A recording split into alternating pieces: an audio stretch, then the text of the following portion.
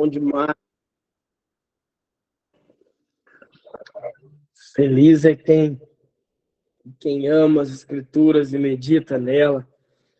Bom, a primeira parte desse versículo nos fala de um homem que profetiza no seu fim. Na verdade, você olha para Hebreus e vê quantas pessoas, ao término da sua jornada, terminaram em fé. E vou te dizer mais. Muitas das vezes, nós temos muita fé para começar algo. Nós temos pouca fé para terminar algo. E a minha pergunta é: Mateus, quantos anos você tem, meu filho? 35.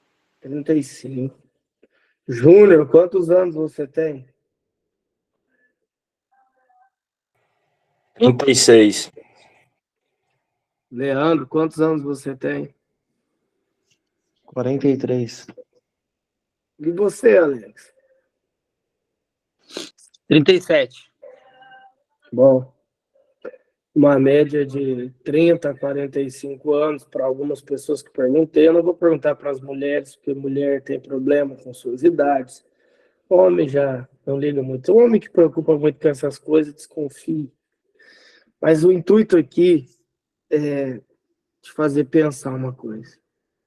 Se vocês forem viver até os 80 anos, lá com 80 anos, Alex, os seus netos, espero com bisnetos, e numa reunião de família, você sentado, com uma xícara de café, com as tatuagens murchas, tudo, meio, as rugas já não tem muito o que ser feito, os dentes já não são mais os mesmos, o vigor físico para levantar de uma cadeira será necessário fé. Para ir no banheiro, talvez vai ser necessário fé. Alguém vai chegar e vai perguntar: Alex, você ainda ama Jesus? Mateus, você ainda queima por ele? E bom, hoje, nessa idade, tem muitas coisas que vocês ainda podem conquistar. Mas talvez nessa etapa, o Júnior, o Leandro, todos vocês dessa live, não vão ter tanto tempo assim. E às vezes nem todas as promessas e nem tudo que vocês seguiu se cumpriu. Mas a minha pergunta é: você ainda continuará amando Jesus? Qual será a sua resposta? No fim da tua jornada, você ainda terá a paixão dos primeiros dias? Você ainda poderá dizer como Davi, Salomão, eu estou entregando tudo, eu estou morrendo. Mas uma coisa eu te digo, teme ao Senhor teu Deus. Você ainda terá fé que você tem hoje, porque José teve, Jacó teve, Abraão teve, todos os que li até agora. Não tem a ver com como eles começaram, Alex. Nós temos muita fé para começar. Quando você vai na igreja e vê os novos convertidos, todos são fervorosos. Há um termo errôneo na igreja sobre a palavra primeiro amor, né? É porque ele está no primeiro amor. Não existe primeiro, amor é. Amor não é um número, amor não é uma medida que você, quando está quente, você tem e quando está frio não tem. Amor é independente de qualquer circunstância, eu amo. E a minha pergunta é para vocês dessa live, quando chegarem na idade da minha vozinha, mais ainda, e alguém vinha a vocês e perguntar: você ainda ama Jesus? Você ainda crê em Jesus? E você poder dizer sim, como nos primeiros dias. O maior legado que você vai poder deixar, meu amigo, é o legado de uma fé que vai até o final. É um legado de alguém que crê. Quando eu estou com a minha avózinha, às vezes a minha avó não tem uma mansão para me mostrar, ela não tem um carro zero para me mostrar, minha avózinha não tem um palácio de ouro, ela não tem nada, ela tem a sua casinha, sua mesa, sua garrafinha de café, sua canequinha de alumínio. Mas todas as vezes que eu pergunto para ela, vó, e Jesus? Ela fala, ele é meu tudo. Ela fala, eu falei com ele hoje, e agora deu para falar, não vejo a hora de ir embora. Sabe por quê? É uma fé que foi além do tempo. É uma fé que se estendeu além de um momento. É uma fé que vai profetizar, mesmo no fim da carreira. Com 30 e poucos anos, todos nós estamos no auge, buscando. É considerado cientificamente que a maturidade da humanidade está entre 32 a 43 anos. E se não amadurecer aí, meu filho, vai morrer moleque. Ou vai morrer menina. Mas essa é a idade que a maioria das pessoas se tornam milionário, essa é a idade que a maioria das pessoas alcançam favor. E pense, Alex, o que antes dessa idade você era e hoje, porque essa idade traz maturidade, essa idade os filhos amadureceram, o casamento amadureceu, as coisas amadureceram. Então essa é uma boa idade para ter fé, para se empreender, para se conquistar. Mas e depois, quando o vigor dos ossos já não for o mesmo? Quando andar de um cômodo para o outro vai ser uma caminhada que o que hoje seria um triatlo? Que andar de carro vai ser alguém me leve, por favor, porque eu não consigo ir. E você, várias vezes, vai ser perguntado da fé. E o que você terá para contar nesse dia? De um homem que creu por um tempo, que foi crente por uma época, de histórias que aconteceram, ou você terá uma fé digna de olhar nos olhos dos teus bisnetos ou netos e dizer, olha nos meus olhos e me responda você, você acha que eu ainda creio? E por quê? Porque esse texto me faz pensar assim, porque José está no final, não está no começo. José não está no vigor de um moleque que tinha uma capa colorida. Ele está no final. Ele já viu tudo, ele já sabia de tudo. E sabe, ele ainda tinha uma porção para dar. E ele quando vai se despedir, né? A Bíblia diz, pela fé, José, próximo ao seu fim, profetizou sobre a saída do povo do Egito, do êxodo, dos filhos. Ah, meu amigo, uma fé que no final, em vez de pedir saúde, vigor físico, pede para que o Senhor liberte a sua próxima geração. Agora, isso aqui é demais, cara. Porque como estava o povo, Alex? Como estava Fernando, Clívia?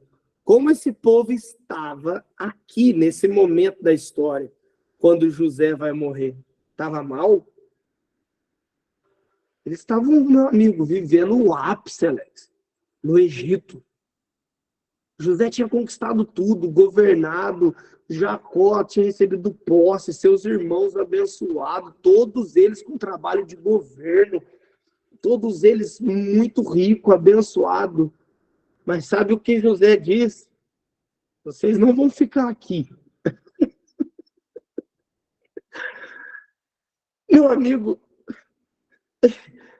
isso é loucura, porque se você ou eu talvez visse um filho nosso ganhar um apartamento, a gente já ia dizer, ei, não deixa esse apartamento não, olha, fique aqui, porque aqui é uma bênção. Só que é a fé que te faz crer numa promessa e pela essa promessa viver. a ponto de olhar nos olhos dos teus filhos e dizer: tudo que vocês têm é bom, mas não é o que Deus prometeu. Isso tudo aqui é maravilhoso, mas ainda é Egito. E o que Deus nos prometeu é Canaã. E vocês não vão ficar aqui. Tomara que vocês consigam entender o que eu estou tentando transpassar para vocês, porque o que está queimando aqui está me emocionando essa manhã. Porque nós lutamos, às vezes, a maioria, principalmente quem é pai hoje, luta muito. Eu falo a maioria porque tem gente que só luta por si mesmo. Mas a maioria luta pelos seus filhos. E tudo que quer, tudo que o José Garces quer, é a menininha dele novinha, quando ele tiver velho, ela ter suporte, ela ter coisa, ela ter bens, ela tá... É assim que nós pensamos, né? Mas José nos ensina uma lição, que tudo que você tem que guardar para passar para os teus filhos, o maior tesouro é crer, ter fé. Porque se fosse só para ter bens, meus amigos, se fosse só para adquirir coisas, José ia dizer: olha, vocês vão ficar bem aqui no Egito o resto do tempo de vocês. Mas José sabia, Alex, não era essa a promessa. José diz: ei, tá maravilhoso. Vocês têm casa, vocês têm terra, vocês têm posse, vocês têm bens, vocês têm tudo aqui. Vocês têm uma terra só de vocês, chamada Gozém, que tem o significado daquele que goza das delícias. Mas mesmo tendo tudo isso, não é a promessa. E eu, senhorzinho, velhinho, quando vou profetizar, Leandro, em vez de profetizar que o Senhor guarde essas bênçãos, José diz: eu sei que vocês vão ir embora deste lugar. Porque aqui vocês são estrangeiros. Porque há uma pátria que não é essa que Deus te prometeu. Não se apaixone pelo Egito.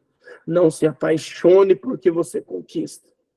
E eu abro um parênteses para dizer: aqui na terra somos peregrinos.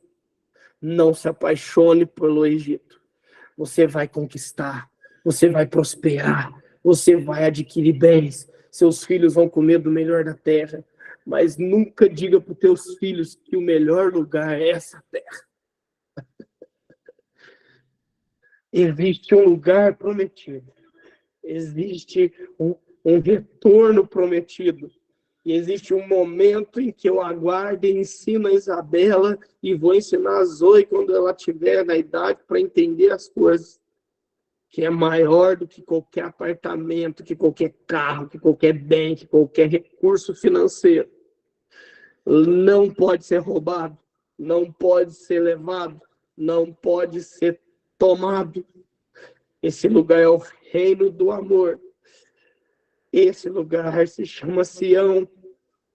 E eu quero, no último dia da minha vida, olhar nos olhos dos meus filhos e dizer: eu ainda creio como no dia que eu dancei com ele.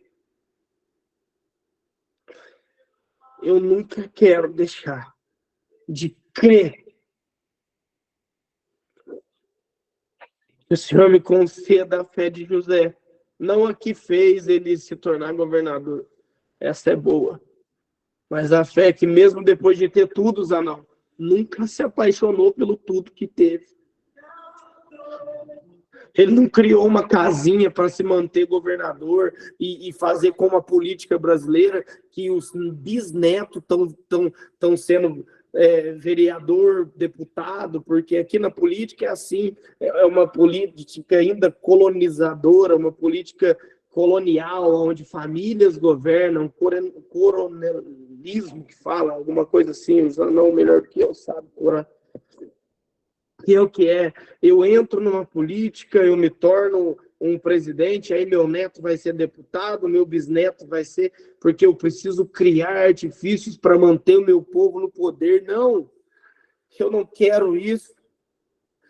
Eu quero ser como José, que sendo governante de tudo, e quem governava o Egito era José. A Bíblia diz que Faraó era filho dele. Ele diz: eu vim para ter Faraó por filho. Só que sabe de uma coisa? Ele não quis fazer caminha para seus filhos perpetuarem no poder. Ele quis olhar nos olhos dos filhos e dizer: ei, isso aqui está tudo bom, mas não é a nossa terra. E tem mais, vocês vão ser escravos. Não se apaixone por uma terra que irá escravizá-los. Amem, amem, amem o que de verdade tem que ser amado.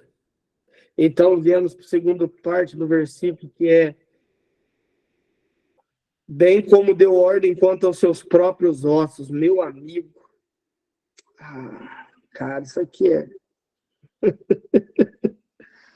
sendo quase faraó, meu amigo. José seria enterrado como um faraó. Pelo que ele fez, ele teria a tumba de José. Ele teria o sarcófago de José. Talvez hoje nós estaríamos estudando como tem as múmias de Ramsés, dos faraós do Egito. Talvez, Alex, nós estaremos estudando a múmia de José, um hebreu que se tornou egípcio. Mas sabe de uma coisa?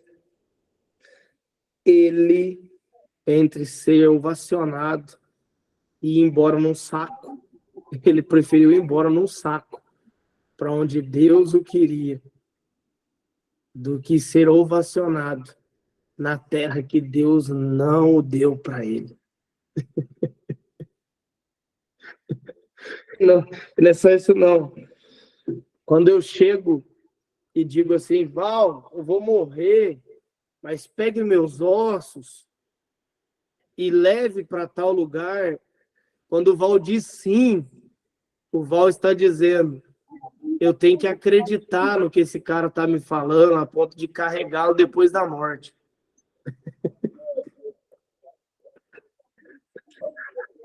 Ô, Lucas, aí, fazendo barulho. Desativa esse som, cabeça d'água. Quando... Aqui há um código muito escondido, mas muito profundo. O Lucas está lá em Paris, tem o Taylor em Portugal, tem outros filhos espalhados pela nação e pelos vários lugares. Mas quando José fala para eles: carreguem meus ossos, José estava dizendo muito mais do que leve um cadáver.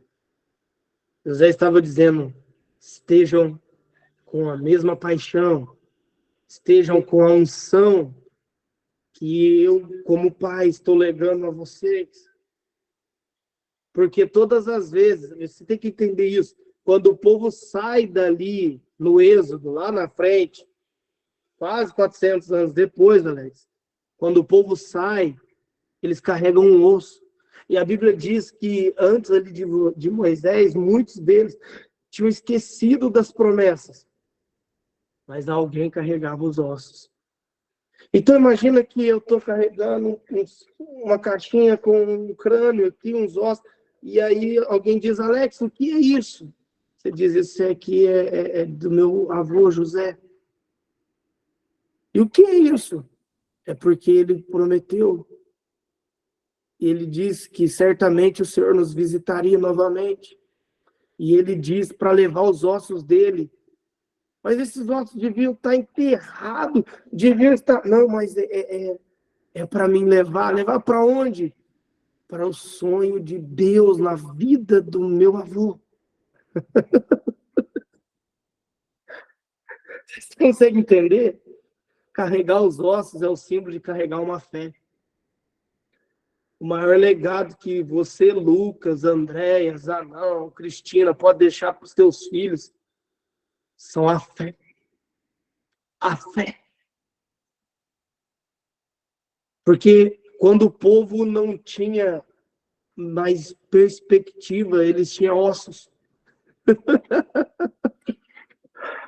E quem olhava para os ossos de José tinha que lembrar de algumas coisas. O que vocês estão carregando esses ossos? Porque Deus tem aliança. Porque esses ossos simbolizam a aliança de Deus com o meu patriarca. E tem também um símbolo de meu patriarca comigo? Por que você está carregando esses ossos? Porque tem símbolo de fé. A fé que meu avô morreu é a fé que eu estou caminhando no deserto. Eu fico imaginando o povo carregando seus ossos e como José chega neles e diz: ei, leve os meus ossos, não deixe os meus ossos no Egito. Ele estava dizendo: eu vou morrer, mas minha fé não.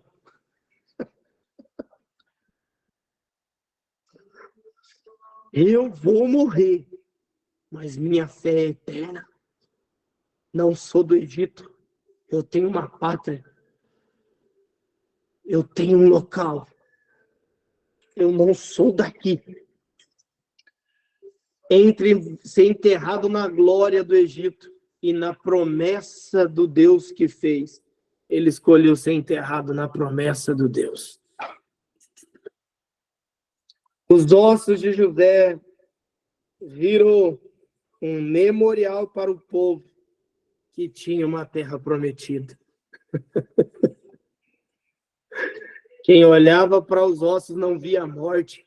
Quem olhava para os ossos agora lembrava de uma terra. Por que vocês estão carregando esses ossos? Porque temos uma promessa. Um homem que morreu e conseguiu um mecanismo de não deixar ninguém esquecer. Não dele, mas das promessas que Deus fez. Quando vocês forem, leve os meus ossos, porque nem em vida talvez eu não chegue. E no caso de José, ele sabia que não chegaria. Mas os meus ossos vão ser enterrados na terra da promessa.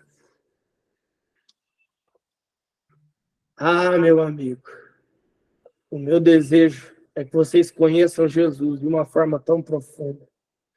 E como comecei essa live, quando todos vocês estiverem bem velhinhos, vocês possam dizer: eu ainda o amo, como nos primeiros dias. E se for no Pastor, leito, eu queria dar um testemunho depois. Só um segundo, Jesus. E se for no leito da tua morte, e você tiver direito da sua última fala, você possa dizer: continue crendo. Mas você está morrendo. Fica tranquilo. Fique tranquilo. A minha fé nunca teve pautado se estava vivo ou morto. Na verdade, eu já morri faz tempo. A minha fé não está pautada naquilo que eu conquistei, se são palácios ou não. A minha fé está pautada nele. Sabe de uma coisa, Júnior? Sabe de uma coisa, vozinha? Sabe de uma coisa, Clívia, Lucas, Taylor, Alex? Quando você chegar naquele grande dia, Jesus não irá te perguntar para você assim: Alex, quantos carros você tem? Qual palácio você governa? Quantas casas? Ele não vai perguntar, Mateus, quantas músicas você compôs. Ele não vai perguntar, Júnior, quanto rico você se tornou. Ele vai perguntar duas coisas: você creu e você aprendeu a amar? Você pode conquistar tudo, mas no final, o que vai permanecer é o amor. A fé, a esperança e o amor. Como a esperança você vai estar encontrando ele, a esperança vai estar solucionada. Mas para ter chegado lá, vai ter que ter tido fé e amor. Então, como você quer terminar a tua carreira? Pastor, eu estou com 30 anos. No final dela vai ter a fé de hoje ou a fé de outrora. Que você encontre Jesus num nível tão grande que tudo que você adquirir seja demais coisa. E que quando ele falar, você conquistou o quê? Você vai dizer: eu conquistei o direito de te abraçar. Pode falar, pastor José. Pastor, é um testemunho sobre essa saga da fé que o senhor vem trazendo durante esses últimos dias. E eu vim aqui muito pregando sobre a fé, mas só que eu queria um caminho da fé, entendeu? Como diz a palavra, a fé é o firme fundamento das coisas que se esperam e a certeza das coisas que não se vê. E eu ficava perseguindo isso, a linha de tempo disso, né? E aí Deus me deu um insight profético, assim, um dia desse, que o senhor estava falando de fé, e eu perguntando para Deus o que como a fé, qual o caminho da fé, porque a fé é um dom de Deus, né? É um dom de Deus, de Cristo e do Espírito, né? A fé é um dom de Deus. E Deus dá uma porção de fé para cada um. E aí, no dia que o senhor falou sobre o livro e o caderno, o senhor lembra da pregação do livro e do caderno? E aí, Deus me trouxe que exatamente a fé é a conexão com o livro. Então, o firme fundamento, o fundamento é algo que existe, que está fundamentado, das coisas que se esperam. É você entender o livro, você conhecer o livro, você é o fio de lembrança do livro que Deus escreveu sobre você ou sobre outras pessoas, entendeu? E aí, quando você se conecta a esse livro, como o senhor pregou naquele dia, e foi aí que veio essa revelação, você fala de fé como José falou. Ele viu no livro que o povo ia voltar. Um exemplo, né? Ele sabia que o povo ia voltar. Então ele falou com fé e se cumpriu. E assim foi em todas as coisas, como Abraão, como Isaac. E como a gente muitas vezes fala, né? Eu lembrei de um testemunho muito recente aqui na minha vida, que a Rebeca estava estudando no Rio ainda, fazendo o segundo grau lá no Rio, e aí ela veio já perto de fazer o vestibular e eu disse, filha, você vai fazer que faculdade? Ela disse, pai, eu não sei ainda. O que o senhor acha? Eu digo, faça uma que você não precisa de ter patrão para você agir. Você pode ser o profissional em qualquer lugar, ou seja, numa rodoviária, dentro de um avião, numa estrada, em casa, em qualquer canto. Faça medicina. Mas eu falei com uma convicção tão grande, e ela até então não tinha deslumbrado isso. E semana seguinte, ela assim despertou o desejo e a paixão por aquilo, e está fazendo já no segundo ano de medicina, né? E, assim, muito contente, muito definida. Então, era só isso, o testemunho aí que eu trouxe para... Muito bom essa leitura, e é isso mesmo, né? A fé é o firme fundamento do que se espera. O que se espera é aquilo que Deus já deixou escrito ao teu respeito, o livro da tua vida. Muito boa a leitura. E o meu desejo é que, no final, seja o começo para alguém. Que o teu final seja o começo para alguém. Eu sei que isso, falar de morte, eu perguntei a idade da maioria, entre 30 e 30 e poucos anos, é estranho isso, né? Mas quem não pensa no final, nunca terá uma boa jornada digna. Porque quem não pensa no final só sobrevive. Quem pensa no final já sabe como vai ser. Então, eu vivo adoidado com Jesus. Amo vocês, um ótimo dia. Vamos orar. Cristina, ora por nós, ora pela Isa, ora pela Maria, ora pelos pedidos de orações. Eu estava querendo criar, Cristina, junto contigo, que gosta dessas coisas, um caderninho de oração para o nosso grupo aqui da manhã. Todo dia a gente ora pelo caderninho, que às vezes eu não lembro do nome de alguém, mas a gente ora pelos aqueles que... Você lembra quando nós tínhamos caderninhos de oração na igreja, que nós ia dando ok em tudo que dava certo? Lembro. Vamos projetar isso. Ore por nós, então, filho. Amém. Papai, diante de ti, Senhor, eu quero colocar todos os meus irmãos que estão nessa live, Pai. Eu quero colocar nas tuas mãos também, Senhor, a pequena Isa, Pai. Senhor, eu peço que o Senhor cuide também da Bianca, Pai. Espírito Santo, que o Senhor visite agora, Senhor, a nossa irmã Margarete, Pai, que vai fazer uma operação.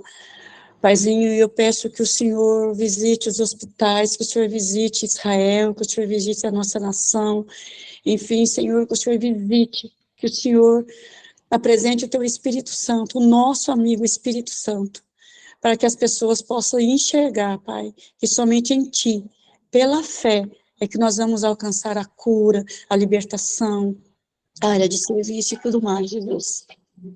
Papai, eu sou muito grata a Ti por toda a fé que o Senhor tem depositado no meu coração, Pai. Muito obrigada, Jesus. Muito obrigada. Que cada pessoa dessa live, Senhor, possa sentir essa fé, a esperança, Senhor, que serão curados, que serão libertos, que os pastores terão, Senhor, as ovelhas que o Senhor preparou para cada eles, Pai, em o nome de Jesus. Paizinho, que o Senhor prepare, Senhor, o caminho dos profetas da nossa cobertura, dos profetas da nossa casa, Jesus. Espírito Santo, que o Senhor possa iluminar cada um, Senhor, segundo o teu coração, segundo o teu desejo, Pai. Senhor, que o Senhor possa trazer de longe as pessoas que precisam estar perto de Ti. Espírito Santo, que o Senhor possa colocar nas nossas mentes as pessoas que o Senhor quer que a gente ore, Pai. Nós vamos fazer o nosso caderno de oração crendo, Pai, que o Senhor é capaz de realizar tudo, tudo, tudo, tudo, porque o Senhor é o autor da vida, Pai. E eu te agradeço, que nós tenhamos um excelente dia, Senhor, com a Tua presença, com o Teu amor e toda a fé depositada em cada um de nós, Pai. Em nome de Jesus, amém. Amém. Um ótimo dia a todos Amém. vocês. Voltamos semana que vem.